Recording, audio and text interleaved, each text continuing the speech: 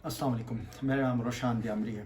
नाज़रीन, COP30 इस वक्त जारी है और ब्राज़ील में इसकी जो है गुज़श्ता दिनों से मुख्तलिफ़ इवेंट्स हो रहे हैं, जिसमें पाकिस्तान की तरफ से जो है बहुत सारे लोग नुमाइंदगी भी कर रहे हैं। बुनियादी तौर पर इस साल COP की भी थीम यही है कि जो पिछले अरसे में जो एक्टिविटीज़ हुई हैं, जो क्लाइमेट चेंज के मसाइल है, उसको देखना है। और इस साल जो COP ब्राज़ील में है, इसमें जो टारगेट होगा बुनियादी तौर पर फॉरेस्ट होगा, डिफॉरेस्टेशन के रोकने के हवाले से जंगलात की कटाइयाँ पर पाबंदी लगानी, और जो कार्बन एमिशंस है उसमें कम करने के लिए क्या रोल हो सकता है। पाकिस्तान की जानिब से इस जो है वो सेशन के अंदर मरीम नवाज़ ने भी शिरकत की। आज मुसद्दिक मलिक साहब ने भी एक ऑनलाइन सेशन में उस पर बाकायदा तौर पर जो है वो प्लेटफॉर्म में शामिल किया। अगले दिनों में गवर्नमेंट ऑफ पाकिस्तान की तरफ से नुमाइंदे भी चले जाएंगे।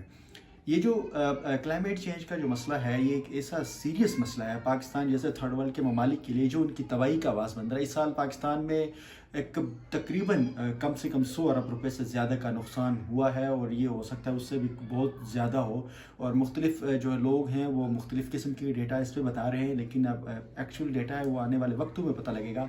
क्लाइमेट चेंज की वजह से जो पंजाब के अंदर जो तबाही मची है, गिलगित बल्तिस्तान, खैबर पख्तूनख्वा और सिंध में जो फ्लड्स आए हैं, और फ्लड की वजह से पूरी इलाके डूब गए हैं, वहाँ पर आबादियाँ डिस्टर्ब हो गई है। और गिलगित बल्तिस्तान की जो ग्लेशियर जिस स्पीड से मेल्ट हो रहे हैं, उसकी वजह से बहुत बड़ी तबाही आने मुस्तकबिल में हो सकती है।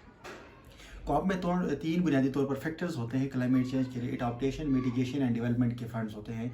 अब पिछले जो 2029 जो COP29 हुई थी, उसमें भी बुनियादी तौर पर $3 बिलियन के जो प्रोजेक्ट्स उसमें गए थे। 100 अरब रुपया जो है वो डेवलपमेंट, 100 मिटिगेशन और 100 जो है वो एडाप्टेशन पे लगने थे। लेकिन वो फंड्स आए या नहीं आए, ये पाकिस्तान ने उसमें कितना अपना शेयर निकाला, ये एक बहुत बड़ा सवाल है, निशान है कि क्या काम किया। पाकिस्तान जो है हर साल COP में जाते हैं, यहाँ अपने रिश्तेदारों को लेकर ये जाते हैं, विजिट्स किए जाते हैं, ट्रेनिंग्स होती हैं इंस्टीट्यूशन से। लेकिन आपको क्लाइमेट के रिलेवेंट लोग बहुत कम नज़र आएंगे, जो वहाँ पर जाकर प्रॉपरली डॉक्यूमेंटेशंस होंगी, आप अपनी रिपोर्ट सबमिट कर लें, प्रपोजल सबमिट करके नहीं किए जाते हैं। तो ये COP एक बहुत ही एक ऐसा टॉपिक है जिसमें हमें बहरहाल काम करने की ज़रूरत है। हुकूमत पाकिस्तान इस साल कितनी COP में फ़ंड्स लेकर आती है, गुज़िश्ता साल की जो फ़ंड्स हैं वो इंतहाई नाकिस हैं। और दूसरा ये है कि इस वक्त क्लाइमेट चेंज की वजह से जितनी बड़ी तबाही गिलगित बल्तिस्तान इस इफेक्ट है, उसमें गिलगित बल्तिस्तान की नुमाइंदगी नहीं है। गिलगित बल्तिस्तान इस खैबर पख्तूनख्वा का चराल जो है सबसे ज़्यादा मुतासर है। ग्लेशियर्स की मेजॉरिटी जो गिलगित बल्तिस्तान में है, और HKH रीजन का एक बहुत बड़ा पोर्शन गिलगित बल्तिस्तान है। वहाँ की लोकल कम्युनिटी को इस किस्म के इवेंट में शामिल न करवाना, बराह रास्त वहाँ के लोगों को नहीं लेकर जाना।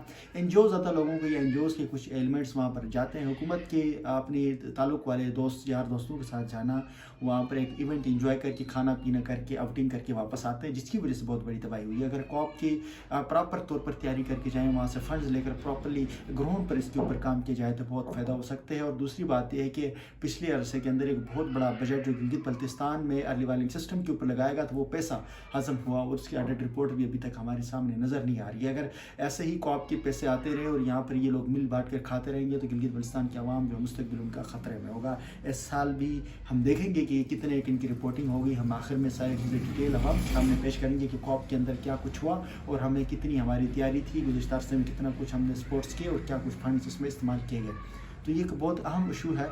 देखते हैं कि इस साल डिफॉरेस्टेशन के हवाले से जो स्ट्रेटजीज COP की आती है, उससे हम इम्प्लीमेंट करते हैं या नहीं करते। गिलगित बल्तिस्तान में जो डिफॉरेस्टेशन हो रही है उसको रोकने के लिए अपना रोल अदा करते हैं या नहीं करते। आने वाले वक्त ये चीज़ें हमें बहरहाल बताएंगी। मुझे इजाज़त दीजिए, अल्लाह हाफ़िज़।